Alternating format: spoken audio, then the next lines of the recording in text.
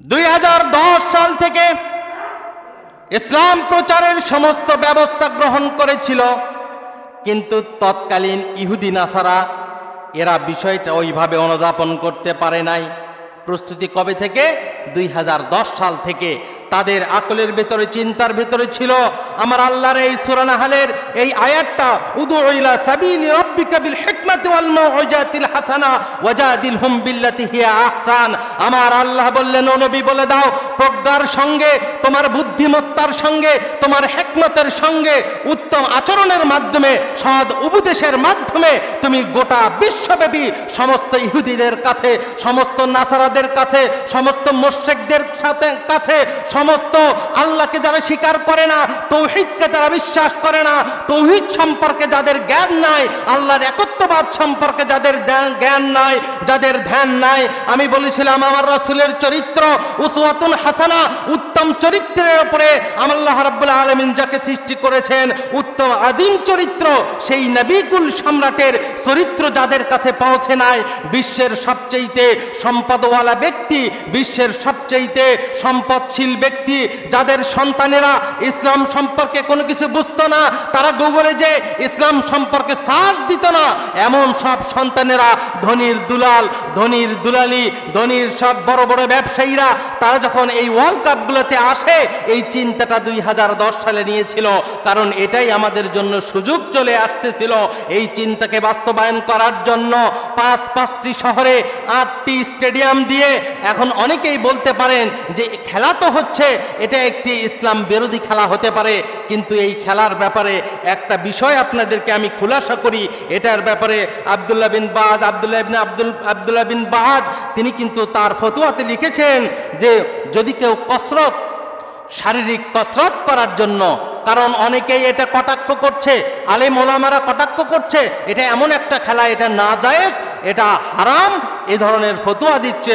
কিন্তু বিষয়টা হলো, আমি এটাকে জায়েজের ফতোয়া দেব না, কিন্তু বিষয়টা হলো এর মূল চেতনাটা কোথায়, উদ্দেশ্যটা কোথায়, চিন্তাটা কোথায়, তারা কি ফোকাস করতে চাচ্ছে, তাদের চিন্তার ভেতরে কি ঘুরছে, এইটা হলো মূল বিষয়। আমার মুসলিম কারাম ভাই বোনেরা খেয়াল করুন,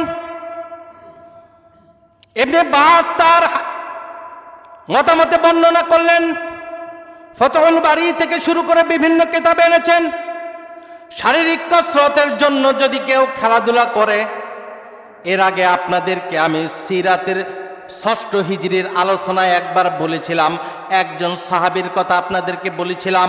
ওই সাহাবী বিশ্বনবী সাল্লাল্লাহু আলাইহি ওয়াসাল্লামের 20টা উট যখন নিয়ে গেল কাফের বেঈমানেরা, তার পেছনে দৌড়ে দৌড়ে সারাটা দিন দৌড়ে ওই ধরনের কাফেরদেরকে ধাওয়া করেছিল। আমার রাসূল সাহাবাটাকে এমনভাবে পুরস্কৃত করেছিলেন দুনিয়া এবং আখেরাতে। বিশ্বনবী ওই সাহাবার শারীরিক কসরতে আনন্দ প্রকাশ করেছিলেন, তুমি সকাল থেকে আমার সম্পদকে রক্ষা করার জন্য যেইভাবে শারীরিক পরিশ্রম করেছে, আল্লাহ রাসূলের হাদিস থেকে বোঝা যায়, যদি কোনোভাবে ইবনে বাজ এখানে বলেছিলেন যে এই খেলাটাকে ওই যেভাবে বৈধ করা যায়, যদি এই খেলার সঙ্গে সম্পৃক্ত আসর এবং মাগরিবের নামাজ যদি তারা ঠিকঠাক মতো পড়ে, এরপরে বিভিন্ন নিষেধ, এটাকে নিয়ে যদি জুয়া চলে, সেগুলা নিঃসন্দেহে ইসলাম বিরোধী কাজ, এগুলোকে নিয়ে যদি মদের প্রচলন করে, ইসলাম বিরোধী কাজ। কিন্তু এগুলো বাদ দিয়ে যদি কোনো কারণে শারীরিক কসরতের জন্য এটা খেলা হয়, তাহলে এটা নাজায়েজের পর্যায়ে পড়বে না, এই কারণে যে এটা নিষেধের কোনো দলিল ওইভাবে দেওয়া হয় নাই। তো বিষয়টা খেলার নয়, বিষয়টা হলো তার পিছনের ঘটনা। কাতারের আমির খলিফা চিন্তা করলেন, গত 1 যুগ যাবৎ বাংলাদেশ, ভারত, পাকিস্তান এই উপমহাদেশ থেকে তারা কর্মী নিয়ে সেখানে কার্যত কর্মকাণ্ড পরিচালনা করে তাদের টার্গেট ছিল 2022 সাল। মুহাদ্দিসিন কিরাম তারা ইমাম মেহেদীর আসার খবর বলছিল, গোটা বিশ্বে ইসলাম কিভাবে প্রতিষ্ঠিত হবে, তাদের চিন্তা চেতনার মধ্যে এটা এসেছিল 800 কোটি মানুষকে তাদের কর্ণগোচরে, কারণ এই খেলাটা তারা চিন্তা করেছিল 5 বিলিয়ন মানুষ এই খেলাটার দিকে চোখ রাখবে। সুতরাং এই 5 বিলিয়ন মানুষদেরকে কিভাবে ইসলামের প্রচার প্রসার, আমার আল্লাহকে চিনানো যায়, তাওহীদকে তাদের কাছে পৌঁছানো যায়। বিশ্বনবীর চরিত্রের, বিশ্বনবীর মুখশ্রিত বাণী, আল্লাহ রাসূল সাল্লাল্লাহু আলাইহি ওয়াসাল্লামের হাদিস, সহিহ হাদিসগুলো তাদের কাছে কেমনে পৌঁছানো যায়। শুধু এটাই নয়, যখন যে দেশে মানুষ যায় ওই দেশের নিয়ম কানুন মানতে বাধ্য হয়। আমরা যদি আমেরিকায় যাই, আমেরিকার নিয়ম কানুন, তাদের রাষ্ট্রের নিয়ম কানুন যেমন আমরা মানি, তা আমরা যদি সৌদি আরবে যাই, সৌদি আরবের রাষ্ট্রের নিয়ম মানতে বাধ্য হই। আমরা যদি বাংলাদেশ ভ্রমণ করে কোনো বহির্বিশ্বের লোক, আমাদের দেশের স্বরাষ্ট্র মন্ত্রণালয়ের যে নিয়মগুলো আছে, আইন শৃঙ্খলার যে নিয়মগুলো আছে, বাধ্যতামূলকভাবে তাদেরকে ওই নিয়মগুলো পালন করতে হয়। এই জায়গায় কাতার সরকার চিন্তা করেছে আমার রাসূলের সুন্নাহ কতটা সুন্দর। এই বিশ্বের মধ্যে অনেকে বলতে চায় বিশ্বনবীর সুন্নাহ 1450 বছরের সুন্নাহ, এই জীবনে অনেকটা ক্ষেত্রে এই সুন্নাহগুলা তারা মানতে নারাজ হয়। কিন্তু বিশ্বনবী সাল্লাল্লাহু আলাইহি ওয়াসাল্লামের এই সুন্নাহ আল্লাহ যার ব্যাপারে বলেছে লাকাদ জাআকুম রাসূলুম মিন আনফুসিকুম আজিজুন, যার ব্যাপারে বলছে আল্লাহ রাব্বুল আলামিন বলেছে তোমার ও নবী, তুমি যেমন তোমার বান্দাদের, তোমার উম্মতের চিন্তা চেতনা নিয়ে থাকো, তোমার লাকাদ জাআকুম লাকাদ কানা রাসূলুল্লাহি উসওয়াতুন হাসানা, তোমার উসওয়াতুন হাসানার চরিত্রটা গোটা বিশ্বের কাছে প্রচার করা, এটা মুসলমানদের দায়িত্ব। সুতরাং এই কাতার এই বিশ্বকাপকে তারা টার্গেট করে যখন এটা পুরো প্রোগ্রামটা 2021 সালে প্রকাশ করা হলো, তখন আবার দেখেন এমন একজন বাদ সাধলো, তারা ইসলামের বিরুদ্ধে সারা জীবনই চালিয়ে গেছে। এক নাম্বার হলো ইহুদি গোষ্ঠী, তাদের মধ্যে হলো জার্মান 2021 সালে প্রশ্ন উঠালো যেই ফিফা ওয়ার্ল্ড কাপ 2022-এর জন্য কাতার প্রস্তুতি গ্রহণ করছে, ওই স্টেডিয়াম তৈরি করতে আমেরিকা প্রশ্ন তুলল। 6,000 শ্রমিক সেখানে নিহত হয়েছে তাদের অবহেলার কারণে, তারা প্রশ্ন তুলেছিল। কিন্তু ওই সময় কাতার রাষ্ট্রের পক্ষ থেকে তাদেরকে জবাব দেওয়া হয়েছিল। 2022 সালের প্রথমের দিকে তারা বলেছিল বয়কট কাতার বিশ্বকাপ, কাতার ফিফা বিশ্বকাপ তারা বয়কট করতে চেয়েছিল। জার্মানি তার সঙ্গে এক নম্বরে ছিল এই অভিযোগ তোলার ক্ষেত্রে, জার্মানকে দিয়ে এই অভিযোগটা তোলানো হয়েছিল।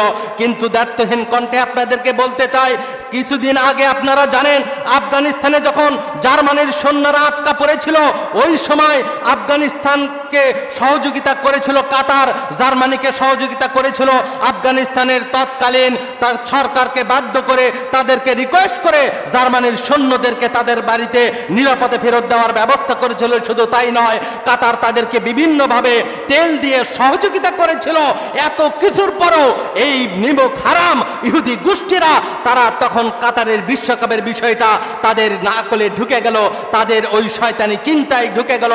আমার আল্লাহ বলছে আল্লাহু খায়রুল মাকিরুন, তারা ষড়যন্ত্র করে, আমার আল্লাহ তাদের বিরুদ্ধে কৌশল অবলম্বন করে। আমার আল্লাহর কৌশলের সঙ্গে পৃথিবীর কোন সৃষ্টির কৌশল আমার আল্লাহর কৌশলের সঙ্গে পেরে উঠবে না।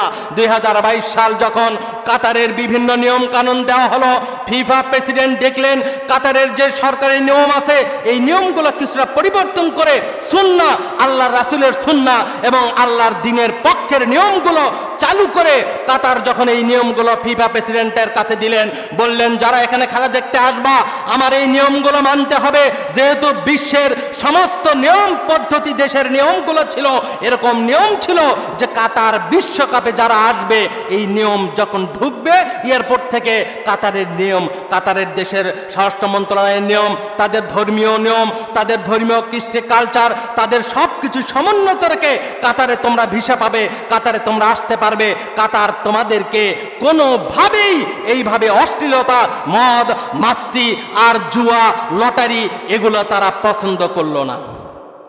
আমার মুসলিম কেরাম ভাই বোনেরা, এই চিন্তা করে যখন ফিফা প্রেসিডেন্ট দেখলেন তাদের নিয়ম তো মানতে বাধ্য, আমরা যখন আমেরিকায় যাই তাদের নিয়ম মানি, ব্রিটেনে যখন যাই, ইংল্যান্ডে তাদের নিয়ম মানি, আমরা বহির্বিশ্বে যেখানে যাব তাদের নিজস্ব নিয়ম আছে, এগুলো আমাদেরকে মানতে হবে।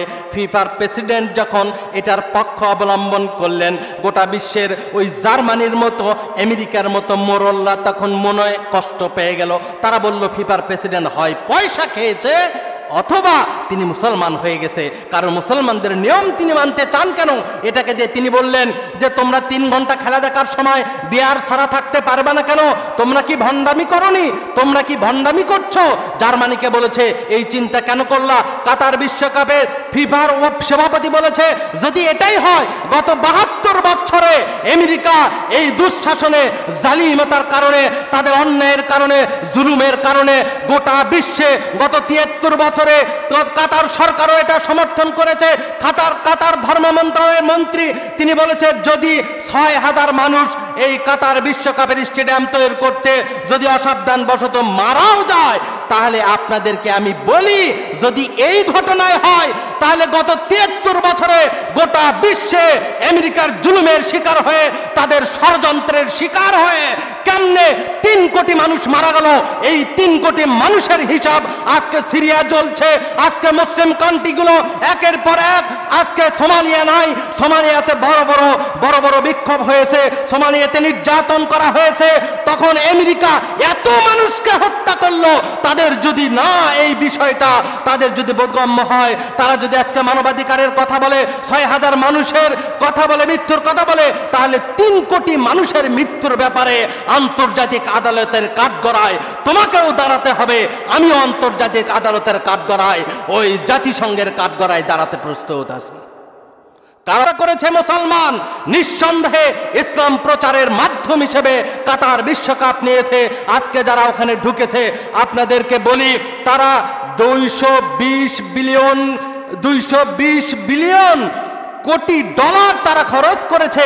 এরকম টাকা দিয়ে বাংলাদেশের মতো একটা দেশ কেনা যায়, তাহলে তারা কেন এই চিন্তাটা করলো? 220 বিলিয়ন ডলার কিন্তু কম নয়। গোটা বিশ্বের কোনো খেলায় অথবা কোনো দেশ এত টাকা খরচ করতে চায় না। যদি নিঃসন্দেহে কাতারের খলিফা, কাতারের আমির যদি ইসলাম প্রচারের এই ব্যবস্থা করে থাকে, সূরা নাহলের 125 নম্বর এই আয়াতটাকে সামনে নিয়ে যদি এই চিন্তা করেন, শুধু এটাই নয়, কোরআনুল কারিমে সূরা মাইদার 90 নম্বর আয়াতে আল্লাহ বলেছেন ইয়া আইয়ুহাল্লাযিনা আমানু, হে ঈমানদারগণ, তোমাদের জন্য আল মাইসির, তোমাদের জন্য হারাম করা হয়েছে, মদকে হারাম করা হয়েছে, ওয়াল আনসাব, তোমাদের জন্য মূর্তিকে হারাম করা হয়েছে, ওয়াল আনজাব, তোমাদের জন্য জুয়াকে হারাম করা হয়েছে। আল্লাহ রাব্বুল আলামিন সূরা মাইদার 90 নম্বর আয়াতে মুমিনদেরকে লক্ষ্য করে বলেছে তোমাদের জন্য মদ হারাম, জুয়া হারাম, তোমাদের জন্য প্রতিমা হারাম। 1500 ক্যামেরা দিয়ে তাদেরকে বিভিন্নভাবে তাদেরকে ক্যামেরা বন্দি করা হচ্ছে। কেউ যদি স্টেডিয়ামের মধ্যে অশ্লীলতার প্রচার করে, সাথে সাথে কাতার পুলিশ তাদেরকে ধরতে পারবে। এখানে একটা বিষয় আপনাদেরকে লক্ষ্য করি, শুধু এই বিষয়টা না, যাদের কাছে ফোকাস হবে ওখানে যেই মানুষটা অশ্লীলতা অথবা বিশৃঙ্খলা সৃষ্টি করবে, তখন ক্যামেরা তার দিকে যাবে, ক্যামেরা ধরার সাথে সাথে তার পুরো প্রোফাইলটা সেখানে ধরা পড়ে যাবে। ও কোন দেশ থেকে এসেছে, তার পাসপোর্ট নাম্বার কত, সে কোন হোটেলে এসেছে, সে কোন হোটেলে থাকে, এসব তথ্য প্রযুক্তির কত উচ্চত শিখর কাতার এখানে ব্যবস্থা করে নিয়েছে। শুধু এটাই নয়, প্রতিটা মানুষের হাতে হাতে একটা করে চিরকুট ধরে দেওয়া আছে, ইবুক দেওয়া হয়েছে। এই ইবুকটা তারা খুলে, তারা তো যেহেতু গুগলে ইসলাম সার্চ করে না, এমন ধনীর দুলাল সন্তানেরা বিশ্বকাপে আসে, তারা তো প্রচুর পয়সাওয়ালা, 800 কোটি মানুষের ভেতরে যাচাই বাছাই করে যারা পয়সাওয়ালা, তারা তো মদ মাস্তি আর হুস্তি করার জন্য এই ধরনের ওয়ার্ল্ড কাপগুলোতে তারা অংশগ্রহণ করে থাকে। আমার মুসলিম ভাই বোনেরা খেয়াল করুন, ওই ইবুকের মধ্যে আল্লাহর তৌহিদের বাণী তিনি ঢুকিয়ে দিয়েছেন। ওই ইবুকের ভেতরে আল্লাহর রাসূলের সমসাময়িক বিষয়ের হাদিসগুলো দেয়া হচ্ছে। শুধু এটাই নয়, কাতারে তাদেরকে হিজাব মেনটেন করলে কি উপকারিতা, ওই ধরনের অশ্লীল মেয়েদেরকে যখন সাফ করা হয়েছে, তাদেরকে যখন দেওয়া হয়েছে, তারা চিন্তা করে দেখলো এইভাবে কিভাবে সম্ভব হিজাব পরা যায়, তারা চিন্তাই করে নাই। যেমন আফ্রিকার জঙ্গলের কিছু বাসিন্দা, ওই এলাকার আপনার দক্ষিণ আফ্রিকার কিছু বাসিন্দা, ওই এলাকার বাসিন্দা যারা জঙ্গলে বাস করে, দেখবেন তাদের পোশাক থাকে না প্রায় শরীরে। ওরা যখন পোশাকওয়ালা মানুষ দেখে মনে হয় তারা কি যেন দেখলো, তাদের দিকে তাকিয়ে দেখে। ঠিক কাতার বিশ্বকাপে যারা পোশাক পরিধান করতো না, তারা খুব সংক্ষিপ্ত পোশাক পরতো, তারা যখন দেখলো যে কিভাবে হিজাব মেনটেন করতে হয়, এদের ধর্মে আল্লাহ রাব্বুল আলামিন করেছে, এটা প্রেফার করেছে।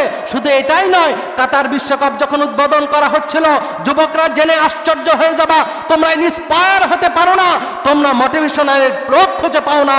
ওই কাতার বিশ্বকাপের উদ্বোধন অনুষ্ঠান হয়েছে কোরআনের মাধ্যমে, কোরআন তেলাওয়াতের মাধ্যমে।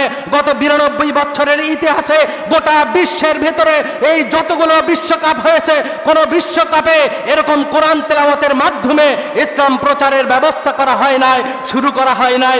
তখন ফ্যাল ফ্যাল করে গোটা বিশ্বের 500 বিলিয়ন মানুষ তাকিয়েছিল কি ব্যাপার, কাতার বিশ্বকাপে কি হয়। একজন ছোট্ট সন্তান 20 থেকে 22 বছর বয়স, ওই সন্তানটা গনিম আল মুফতা এত ছোট একজন মানুষ যার অর্ধেক নাই। অনেক মুরব্বিয়ানি কেরাম, আপনারা তো ফেসবুক ইউটিউব চালান না, বুঝতে পারবেন না। গনিম আল মুফতা এমন একজন ছেলে 2020 সালের জুন মাসে জন্মগ্রহণ করেছিল। ওর জন্মের আগে ওর বাবা এবং মোহাম্মদ আল মুফতা তিনি যখন ওই আল্ট্রাসোনোগ্রামে ধরা পড়েছিল, তোমার সন্তানটার নিচের অংশ নাই, শুধু উপরের অংশ আছে, এই পেট থেকে উপরের অংশ আছে, নিচের অংশ নাই। তার মাকে জিজ্ঞাসা করা হয়েছিল, বাবাকে জিজ্ঞাসা করা হয়েছিল, এই সন্তানটাকে আপনারা এখনই ভ্রণ হিসেবে তাকে হত্যা করে ফেলেন। ওই ইমানে দীপ্ত মোহাম্মদ আল মুফতা তিনি বলেছিলেন, না ডাক্তার, আমি এই কাজ করতে পারি না। আমার আল্লাহ আমার জন্য যেই সন্তান বরাদ্দ করে দিয়েছে, ওই সন্তানকে আমি সবচাইতে বেশি ভালোবাসবো। আমার আল্লাহ যেহেতু আমাকে এই রকম অর্ধ শরীরের একটি সন্তান দিচ্ছে, দুনিয়াতে সে আসুক, যে যদি আসে আমার আল্লাহ তার রিজিকের ব্যবস্থা করে দেবে। যিনি পাঠিয়ে দিচ্ছেন তিনি তার রিজিকের ফয়সালা করে দেবে। ওই ছোট্ট সন্তান আজকে উপমহাদেশের ওই কি বলে আপনার এই উপমহাদেশের 20টি দেশে মোটিভেশনাল স্পিকার হয়েছে। ওই সন্তান তার নিচের অংশ নাই, ওই সন্তানকে দিয়ে কোরআন তেলাওয়াত করে সূরা হুজরাতের 13 নম্বর আয়াত তেলাওয়াত করে তিনি বলে দিলেন গোটা বিশ্বের মানুষকে, ওই সন্তান অর্ধেক অঙ্গ যার, সেই সন্তান গনিম আল মুফতা তিনি গোটা বিশ্বের কাছে কোরআন তেলাওয়াত করে অত্যন্ত সুন্দর কারি, শুধু কারি নয়, তিনি এমন মোটিভেশনাল, তিনি নিজে প্রাডো গাড়ি চালান। তিনি যখন পাজেরো গাড়ি চালান, কিভাবে গাড়িতে ওঠেন ইউটিউবে আছে, তোমরা সার্চ করে দেখো। ওই সন্তান এত মোটিভেশনাল সন্তান, 20টা দেশে তাকে মোটিভেশনাল স্পিকার হিসেবে বিশ্ববিদ্যালয়ের সামনে সেমিনারে সিম্পোজিয়ামে তাকে দাঁড় করে দেওয়া হয়, মোটিভেট করে গোটা বিশ্বের মানুষের কাছে। ওই গনিম আল মুফতা তিনি প্রচার করতে থাকেন, আমার আল্লাহ মাহজুরাতা দেবে, আমার আল্লাহ তোমাদেরকে প্রতিবন্ধী বানাবে, কিন্তু প্রতিবন্ধী কোনো প্রতিবন্ধকতা নয়। আমি একজন প্রতিবন্ধী সন্তান।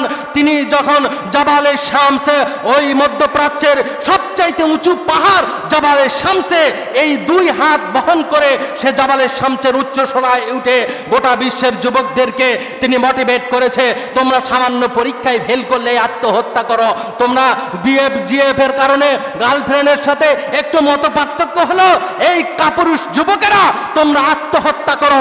তোমরা আমার গনিম আল মুফতার দিকে তাকিয়ে দেখো, আমার শরীরের অর্ধেক আছে, এরপরও আমি কোরআনের হাফেজ হয়েছি। শুধু এটাই নয়, আমি ইংল্যান্ডে পড়াশোনা করেছি, অন্যান্য বিশ্ববিদ্যালয়ে পড়াশোনা করেছি, ইসলামী বড় স্কলারদের কাছে পড়াশোনা করে তোমাদেরকে আমি হাফেজ হয়ে দেখিয়ে দিচ্ছি। আজকের এই 800 কোটি মানুষের সামনে আল্লাহর দ্বীনের পক্ষে আল্লাহর কোরআনকে তেলাওয়াত করে ওই জায়গায় সমস্ত মানুষ স্তম্ভিত হয়ে গেল, তারা আশ্চর্য থেকে আশ্চর্যান্বিত হয়ে গেল। আরে কোরআনের বাড়ি এত সুন্দর, ওখানকার মেয়েরা চিন্তা করলো হেজাবটা কি জিনিস, হেজাবটা আমি না একটু দেখি। আজকে আপনারা শুনে আশ্চর্য হয়ে যাবেন। ও বাংলাদেশের মানুষেরা, উম্মতে মুহাম্মাদি, আপনারা শুনে আশ্চর্য হবেন।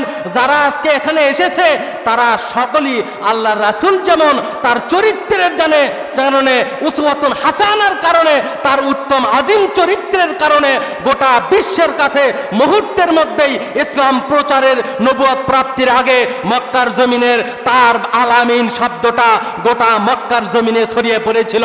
তার সততা, তার সত্যবাদিতা, অন্যায়ের বিরুদ্ধে হিলফুল ফুজুল গঠনের মাধ্যমে যুবকদেরকে একত্রিত করে তৎকালীন অন্যায় অবিচারের বিরুদ্ধে 25 বছরের টকবকে যুবক, 20 বছরের টকবকে যুবক মোহাম্মদ বিন আব্দুল্লাহ যেরকম তার এই সুবাস ছড়িয়ে দিয়েছিলেন গোটা মক্কার কাছে, ঠিক তেমনি ওই রকম চরিত্র ধারণ করে গনিম আল মুফতা আল্লাহ রাসূলের সুন্নাহকে সমুন্নত করে তিনি এত সুন্দর সুললিত কণ্ঠে কোরআন তেলাওয়াত করলেন। কোরআন তেলাওয়াতে মুগ্ধ হলো ওই কাতার বিশ্বকাপের ওপেনিং এর অনুষ্ঠানের সকলেই। শুধু এটাই নয়, ইসলামী স্কলারদেরকে সেখানে নিয়ে যে সেখানে আমাদের এই যে আমাদের কি বলে ডক্টর জাকির নায়েককে নিয়ে ইসলামী লেকচার দিয়ে তিনি গোটা বিশ্বের মানুষের কাছে প্রমাণ করে দিলেন। শুধু এটাই নয়, গনিম আল মুফতা সূরা হুজরাতের 13 নম্বর আয়াতে আল্লাহ বলেছেন ইয়া আইয়ুহান নাস, গোটা বিশ্বের মানুষদেরকে বললেন তোমাদেরকে আমি সৃষ্টি করেছি একজন পুরুষ একজন নারীর থেকে।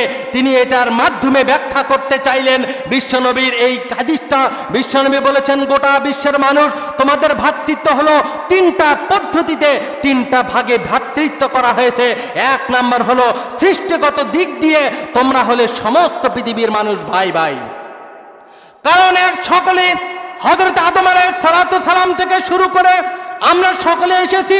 সুতরাং আদম আলাইহিস সালাতু সালাম, মা হাওয়া, এই দুইজনের কাছ থেকে পৃথিবীর সমস্ত মানুষ আসার পরে সূরা এই হুজরাতের 13 নম্বর আয়াতে আল্লাহ রাব্বুল আলামিন বললেন আদমের কাছ থেকে একজন পুরুষ থেকে একজন নারীর থেকে তোমাদেরকে সৃষ্টি করা হয়েছে।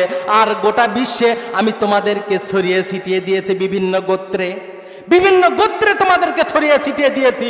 1450 বছর পরে তারা এটাকে চিন্তা করছে ঘটনা তো এরকম, কোরআনের ভিতরে তাদের কোরআনের ভিতরে এরকম একটি বিষয় আছে, এটা তো আমরা জানি না। তারা আবার রিসার্চ শুরু করেছে। এই হুজরাতের 13 নম্বর আয়াতে কি বলা হলো? আমার আল্লাহ বললেন এক পুরুষ এক নারীর থেকে তোমাদেরকে সৃষ্টি করা হয়েছে। শুধু এটা নেই, তোমরা ওদেরকে বিভক্ত করা হয়েছে যাতে একে অন্যের সাথে পরিচয় হতে পারো। পরিচয় হবার পরে তোমরা মুত্তাকি হবে। আমার আল্লাহ তোমাদেরকে সম্মানিত করবেন যখন তোমরা মুত্তাকি হয়ে যাবে। আল্লাহ খোদাভীরু বান্দা হিসেবে ঈমান আনার পরে মুত্তাকি অর্জন করবে। তোমরা যখন মুমিন বান্দা হয়ে যাবে, আল্লাহ রাব্বুল আলামিন তোমাদের জন্য মুত্তাকিদের জন্য জান্নাত রেডি করে রেখেছে। এটা যখন তারা রিসার্চ করলো, ওই মেয়েরা যখন হেজাবের অবস্থা দেখলো, আমি আপনাদেরকে বলেছি দক্ষিণ আফ্রিকার যেই জঙ্গলের মানুষগুলো পোশাক পরে না, ওই রকম তারা যখন কাতারে এসে যখন পাশে একজন হেজাব পরে বসে থাকে, উনি তখন দেখে বাবা এরকম করে হেজাব পরে কি ঘটনা। তারা তখন যে ওই পার্লারগুলোতে পোশাকগুলো কিনে, তারা কেনার পরে পার্লারে যে সুন্দর করে হেজাব পরে তারা দেখে এটা তো সুন্দর লাগে, আমি যে বিবস্ত্র হয়ে থাকতাম সারা জীবন, এটা তো সুন্দর একটা পদ্ধতি। এই হিজাবের প্রচলন তারা বুঝতে পেরে তারা হিজাব পরিধান শুরু করলো। ডাক্তার জাকির নায়েকের আলোচনা শুনে তারা এত মনোমুগ্ধ হয়ে গেল, তারা এতই মনোমুগ্ধ হয়ে গেল, একের পর এক ইসলাম প্রচার। যে কোনো রাস্তায় যাবে, এখানে আল্লাহ কোরআনের আয়াত ইংলিশে তর্জমা করা আছে, আরবিতে আয়াতটা দেওয়া আছে, তখন তারা এই মেসেজগুলো পাচ্ছে।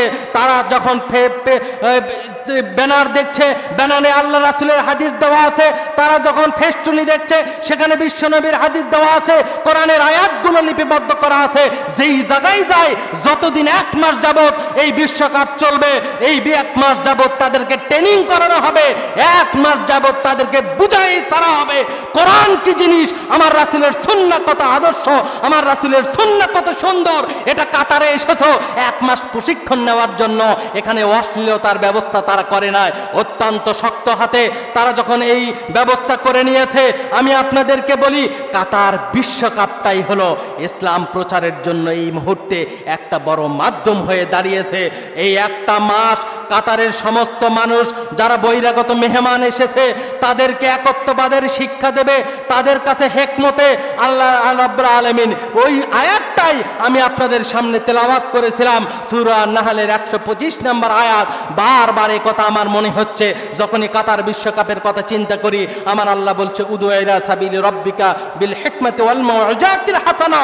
নবী গো, তুমি প্রজ্ঞা দিয়ে হিকমত দিয়ে তুমি তোমার কৌশল অবলম্বন করে ওই ধরনের ইহুদি নাসারা যারা আল্লাহর একত্ববাদ বোঝে না, যারা কোরআন বোঝে না, হাদিস বোঝে না, তাদের কাছে হিকমতের সঙ্গে তুমি তোমার দাওয়াতটা পেশ করো। তারা এই দাওয়াত পাওয়ার পরে একটা দুইজন নয়, আজকে কতদিন হলো, 15 দিন মনে হয় ইসলামে এই ফিফা ওয়ার্ল্ড কাপ চলছে। এ পর্যন্ত গতকালকের তথ্য অনুযায়ী 900-র উপরে তারা ইসলাম কবুল করেছে। সুবহানাল্লাহি ওয়া বিহামদিহি। একটা অনুষ্ঠানে তারা এসেছে 1 মাসের, আমি তো জানি শুধু এই 900 জন নয়, এটা তো অবাক হওয়ার বিষয় নয়, 90 লক্ষ মানুষ ইসলাম গ্রহণ করবে। শুধু 90 লক্ষ নয়, আমার রাসূল বলেছে আমার ইসলামটাকে পাহাড়ের গহ্বর পর্যন্ত পৌঁছে দেবে আমার আল্লাহ। সেই মিশনকে সামনে নিয়ে ইমাম মেহেদী যখন আসবে, গোটা বিশ্ব যখন ইসলামী স্কলারদের নির্যাতনের শিকার হচ্ছে, যখন গোটা বিশ্বের মুসলমান দেশগুলোই আলেমদের সঙ্গে বেয়াদবি করছে, আলেমদেরকে নির্যাতন করছে, এমন একটি সময় আমার আল্লাহ একটি অবৈধ পন্থাকে বৈধতে পরিণত করে ইসলাম প্রচারের মাধ্যম করে দিয়েছে। গোটা বিশ্বের মানুষ জেনে নাও কোরআন কি জিনিস, জেনে নাও আল্লাহর একত্ববাদ কত সুন্দর, জেনে নাও আমার রাসূলের সুন্নাহ কত সুন্দর, আমার রাসূলের সুন্নাহগুলি তার আদর্শ কত সুন্দর। শুধু তাদের ওই ফকিহগুলা, তাদের এই ধর্মগুরুরা জানতো। এর আগে আপনাদেরকে বলেছিলাম 170 জন গোটা বিশ্বের ধর্মগুরু, তারা এক বাক্যে স্বীকার করেছিল গোটা বিশ্বে যত মানুষ আবির্ভূত হয়েছে হযরত আদম আলাইহিস সালাম থেকে শুরু করে আজকে পর্যন্ত গোটা বিশ্বের যত মানুষ এসেছে, সমস্ত মানুষের চাইতে উসওয়াতুন হাসানা, উত্তম চরিত্রের একজন মানুষ পৃথিবীতে আবির্ভূত হয়েছে। তিনি আর কেউ নয়, আখিরি জামানার পয়গম্বর, নবীকুল সম্রাট, আম্বিয়াকুল শরবশন জনাবে মুহাম্মদুর রাসূলুল্লাহ সাল্লাল্লাহু আলাইহি ওয়াসাল্লাম। 170 জন ধর্মযাজক যেমন স্বীকার করে নিয়েছে, তেমনি আজকে 800 কোটি মানুষও ইচ্ছাই হোক অনিচ্ছাই হোক ইসলামটা তাদের কাছে পৌঁছানো হচ্ছে। তারা মানলে জান্নাতি, না মানলে জাহান্নামী। কিন্তু আল্লাহর মেহেরবানিতে এই দায়ীর কাজটা, দায়ী ইলাল্লাহর কাজটা কাতার আমির যেহেতু এটা করছে, একটি দেশ করছে, শুধু 220 বিলিয়ন যখন খরচ করেছে, 220 বিলিয়ন ডলার, তখন গোটা বিশ্ব হাই হাই শুরু করেছিল। এটা তাদের কি পরিকল্পনা? এই পরিকল্পনাতে আপনাদেরকে আরো একটা সুসংবাদ দেই। এই আরব উপমহাদেশে যেই দেশগুলোর সঙ্গে কাতারের বৈরতা ছিল, মুসলমান দেশগুলোর সঙ্গে, বিশেষ করে সৌদি আরবের সঙ্গে তাদের সমস্যা ছিল, ইরানের সঙ্গে তাদের মতবিরোধ ছিল, তাদেরকে একটা সময় কাতারকে এক ঘরে করে রাখা হয়েছিল। আল্লাহর ফজল ও করমে এই বিশ্বকাপকে কেন্দ্র করে সৌদি আরবের বাদশা মোহাম্মদ বিন সালমান, তাকে প্রিন্স বলা হয়, গোটা বিশ্বের প্রিন্স মোহাম্মদ বিন সালমান এসেছে কাতারে। তিনি শুধু একা আসে নাই, ইরানে আয়াতুল্লাহ আল খামেনি বিভিন্ন সমস্যার কারণে আসতে পারে নাই, তিনি তার প্রতিনিধিত্ব দিয়েছেন। শুধু এটাই নয়, মিশরের তুরস্কের প্রেসিডেন্ট রিসিপ এরদোগান তিনি এসেছেন। তারপরে মুসলিম বিশ্বের মিলন মেলায় পরিণত হয়েছে কাতার বিশ্বকাপ। আমি তো মনে করি আগামী দিন সূর্য ওটা যেমন সত্য, আগামী দিন সূর্য যেমন ওটা সত্য, আল্লাহর জমিনে আল্লাহর দিনটাকে বাস্তবায়ন অতটাই গভীর হয়ে পড়েছে, অতটাই আসন্ন হয়ে পড়েছে। এই মজমাকে কেন্দ্র করে একটি মজমা যেটা হবে মদ মাস্তি দিয়ে ওটাকে ডাইভার্ট করে কোরআন এবং হাদিসের প্রচারের মাধ্যম হিসেবে কাতার নিয়ে গোটা বিশ্বের মানুষের কাছে তাদের ইচ্ছাই হোক অনিচ্ছাই হোক আল্লাহর আয়াত, আল্লাহর দিনকে, আল্লাহর কোরআনকে, মহাবিশ্বের মহাবিশ্বয় মহাগ্রন্থ আল কোরআনকে তাদের কাছে স্পষ্ট করে দিয়ে কাতারকে, কাতারের সমস্ত দর্শনার্থীদেরকে বুঝাইতে সক্ষম হচ্ছে। 1 মাসের ট্রেনিংয়ে তারা যখন বাড়িতে ফেরত যাবে, ইনশাআল্লাহুল আজিজ, যে কয়েকটি দেশ এখানে এসেছে, এখানে যদি 100টা দেশ এসে থাকে, 100টা প্রতিনিধি যাবে, এটা ইসলামের দাওয়া নিয়ে তার বাড়িতে যাবে। ইসলামী তাহজিব তামাদ্দুম তাদের অন্তরে ধারণ করে কোরআনী দোলা দিয়ে আল্লাহ বলেছে ইন্নামাল মুমিনুনা আল্লাযিনা যাকারাল্লাহ ওয়াজিলাত কুলুবুহুম। যখন মুমিনদের কাছে কোরআন তেলাওয়াত হয় তাদের অন্তরে যেমন ধাক্কা লাগে, দোলা দেয়, এমনি গোটা বিশ্বের মানুষের কাছে যখনই কোরআন তেলাওয়াত করা হয় তাদের অন্তরের মধ্যে আল্লাহ এই ধাক্কাটা দিয়ে অবশ্যই ইনশাআল্লাহুল আজিজ কাতার বিশ্বকাপ থেকে যারা বাড়িতে ফেরত যাবে আগামী 15 দিন পরে, তারা ইসলামের দাওয়াত অন্তরের মধ্যে নিয়ে তাদের স্বদেশে ফেরত যাবে। আমি তো মনে করি আল্লাহর কোরআনের এই ঝান্ডা, আল্লাহর রাসূলের, আল্লাহর সাহাবায়ে কেরামদের আর আসহাবে কেরাম আজমাইনদের এই ইসলামী পতাকা তারা অন্তরের মধ্যে রেখাপাত করে নিয়ে আল্লাহর আজানকে তারা শুনছে। আমি ভুলে গেলাম আজানের শব্দটা যখন তাদের কানে পৌঁছে, আপনার আপনারা গত কয়েকদিন আগে দেখেছেন কিনা আমি দেখছি, এগুলো ফলো করছি। তারা মসজিদে যায়, মসজিদের সামনে দাঁড়িয়ে থাকে, তারা ভিডিও করে নেয় যেইভাবে নীল আর্মস্ট্রং চাঁদে যাওয়ার পরে একটা সুর তিনি শুনেছিলেন। আপনারা জানেন যখন প্রথম 4 জন 3 জন তারা যখন চাঁদে গিয়েছিল, তারা একটা সুরকে ওখানে শুনে আসার পরে যখন নীল আর্মস্ট্রং তারা যখন জমিনে আসলো, আসার পরে মুসলিম দেশে তারা ঘুরলো, ঘোরার পরে দেখে যেই সুরটা আমি চাঁদে শুনেছিলাম ওই সুরের মতো একটা সুর আমার এখানে শোনা যায়। তিনি তখন মসজিদের দ্বারস্থ হলেন, মসজিদের পাশে যে দেখে মুয়াজ্জিনের সুন্দর আজানের সুললিত কণ্ঠ, এই কণ্ঠের ধ্বনি যখন তিনি শুনতে পেলেন, তিনি দায়িত্বহীন কণ্ঠে বলেছিলেন, ও বিশ্বের মানুষেরা, আমি চাঁদে গিয়েছিলাম, ওখানে একটা সুর শুনে এসেছিলাম। চাঁদে আমি যেই সুরটা শুনে এসেছি, জমিনে আসার পর এতদিন খোঁজার পরে তল্লাশি করার পরে আজকে বুঝতে পারলাম চাঁদে যে সুরটা শুনেছিলাম এটা ছিল আল্লাহর ডাক, আল্লাহর আজান, আজানের সুরটা শুনেছিলাম। ঠিক কাতারের দর্শনার্থীরা যখন আজান হয় দিনে 5 বার, মসজিদের মুয়াজ্জিন যখন মেম্বার থেকে আজান দেয়, তারা দৌড়ে দৌড়ে মসজিদের সামনে যে ওই আজানটাকে হাফ প্যান্ট পরে আসে, আমি আশ্চর্য হয়ে গেলাম। ওই আজানটাকে তারা শুনে ভিডিও করে নেয়, তারা চিন্তা করে আরে এত সুন্দর সুর তো আমি এইভাবে শুনি নাই। কারণ তোমরা জানো না, জার্মানিতে তো আজান হয় না ঠিক মতো, তোমার আর্জেন্টিনায় আজান হয় না, ব্রাজিলে তো আজান হয় না, কোরআন তেলাওয়াত তারা শুনতে পায় না। তারা আজানের সঙ্গে পরিচিত হয়ে তারা তখন হাফ প্যান্ট পরে মসজিদে যায়। আমার রাসূল বলেছে যেইভাবে যাক তোমরা তাদেরকে বের করে দিও না। আল্লাহ রাসূলের সামনে একজন বেদুইন এসে প্রসাব করেছিল মসজিদে নববীতে, আমার রাসূল সাহাবাদেরকে আটকে বলেছিল তাকে প্রসাবটা পরিপূর্ণ হতে দাও, কারণ ইসলামের সৌন্দর্য তাকে দেখাতে হবে, কারণ তার ক্ষতি হবে যদি এই অবস্থায় তোমরা তাকে অ্যাটাক করো। তাকে আকল দিয়ে হিকমতের সঙ্গে দাওয়াত দিতে হবে। ওই সাহাবী পরবর্তীতে বেদুইন যেমন ইসলাম কবুল করেছিল, আজকে যারা আজানটাকে রেকর্ড করে নিয়ে যাচ্ছে, ভিডিও করে নিয়ে যাচ্ছে, তাদের বাড়িতে অন্তরে রেখাপাত করছে। ইনশাআল্লাহুল আজিজ যত দর্শনার্থী এসেছে তারা তো মুসলমান বানাবে, 1 মাস পর ফেরত যাবে। ইসলামের দাওয়াতকে কলিজার মধ্যে নিয়ে আল্লাহ তাদেরকে কবুল করুক, ইসলামী এই প্রপাগান্ডাকে কবুল করে নিক। আল্লাহ রাসূলের এই দাওয়াতকে, আল্লাহর রাসূলের দাওয়াতকে তারা যেভাবে প্রচার করছে, আজকে উপমহাদেশের মুসলিম কান্ট্রিগুলো এক হয়ে কাতার মিলন মেলায় হয়েছে, তাদের উপর আর নিষিদ্ধ, তাদের উপর একঘরে করার এই তহমত নাই, তারা একতাবদ্ধ হয়েছে মুসলমান দেশগুলো। আমি মুসল্লিয়ানি কেরাম ভাই বোনেরা হয়তো চিন্তা করবেন মসজিদের মেম্বারে এভাবে কেন কথা বলছি, এটা আমাদের জন্য বড় জরুরি। ও যুবকেরা, তোমরা ওই গানিম আল মুফতার দিকে তাকিয়ে দেখো, ওর চ্যানেলগুলো সাবস্ক্রাইব করো, ওর থেকে ইন্সপায়ার হও, ইসলাম প্রচারের জন্য তুমিও তোমার সময়কে লাগিয়ে দাও। নিঃসন্দেহে মনে করবা আল্লাহর জমিনের উপরে থাকাকালীন তুমি তোমার জান্নাতের টিকিট নিয়ে কবরে তুমি চলে যাবা ইনশাআল্লাহুল আজিজ। যুবক, তোমাদেরকে আহ্বান করছে ওই গানিম আল মুফতা, তোমাদেরকে আহ্বান করছে আসো কোরআনের পক্ষে আসো, সমস্ত ইহুদি মতবাদকে ছেড়ে দাও, সমস্ত জাহিলি মতবাদকে ছেড়ে দাও, ইহুদি চক্রান্তের কাছে তুমি নিজেকে আত্মসমর্পণ করো না, আল্লাহর দ্বীনের কাছে চলে আসো, সুন্দর সুগময় আল্লাহর দ্বীনের এই জীবনটাকে গ্রহণ করো। দুনিয়া তোমার জন্য হবে জান্নাত, আর তুমি সকলেই হবে আল্লাহর জান্নাতের মেহমান। সুবহানাল্লাহি ওয়া বিহামদি। আল্লাহ আমাদের সকলকে কবুল আর মঞ্জুর করে নে। সকলে বলি আল্লাহুম্মা আমিন।